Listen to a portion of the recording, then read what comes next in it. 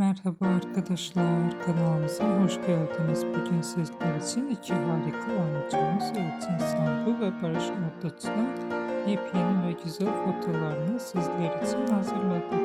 Elçin Sangu ve Barış Arduç çifti Kira Aşk dizisinde rol almış ve herkes tarafından çok beğenilmişti. Herkes onları birbirine yakıştırdıkları için biz de sizler için onların en güzel ve en özel anlarını hazırladık. Bu videoların devamı gelmesini istiyorsanız kanalımıza abone olup yorum yazmayı unutmayın. Herkese teşekkür ederiz.